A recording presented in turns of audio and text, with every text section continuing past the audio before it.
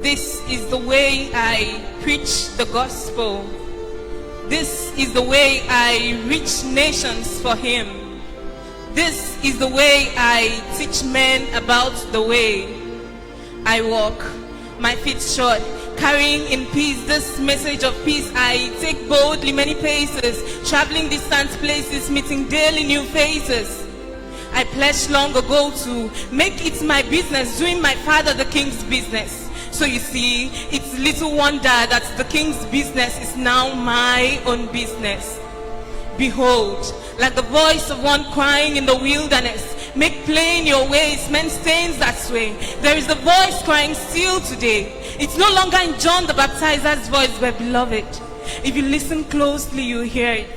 For it's there in every season peace, like daily bread at daybreak you share. It's there in every prayer of intercession uttered in brotherly or sisterly care. It's there in every act of love for your fellow man you show dear. It's there in every kindness harnessed in your hearts and humbly expressed. It's there in every act of mercy that can save one from several mercies. It's there in every channels of charity that births the clarity of our spiritual reality. It's there in every helping hand you lend to the helpless and to the downtrodden. It's there in every comfort you offer to the maiming and to the heartbroken. It's there in every millions of cheerful smiles that you send across miles to those gripped by gloom and wrapped in absolute desolation. Beloved, the gospel today is not to be preached by words of the mouth alone.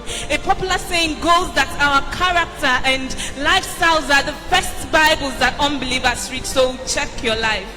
Check how much of Christ is seen in you. Double check how much of strife with your fellow neighbor is seen in you. Do a double check. How much of strife with your fellow neighbor is seen in you.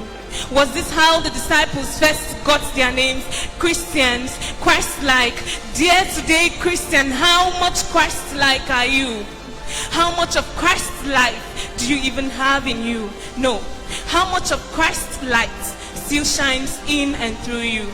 You know, to the believers, believing is seeing and that's faith. But to the unbelievers, seeing is believing and that's faith. So how much of your lifestyle seeing has brought unbelievers to our Jesus the Christ scene? How much of truth is seen in you to at least leave them hungry and desperately yearning for the truth?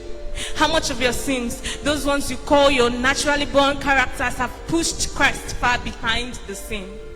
Do you not know that you are now supernaturally born, so your negative natural nature had passed away the very day you surrendered your life to him?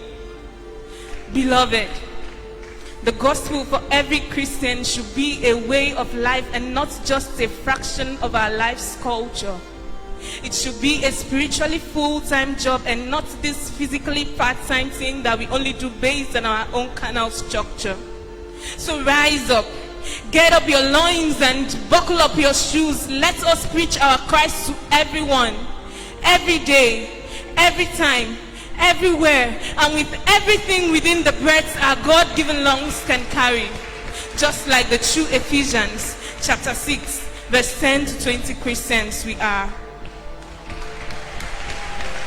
Praise the Lord. Please let's celebrate.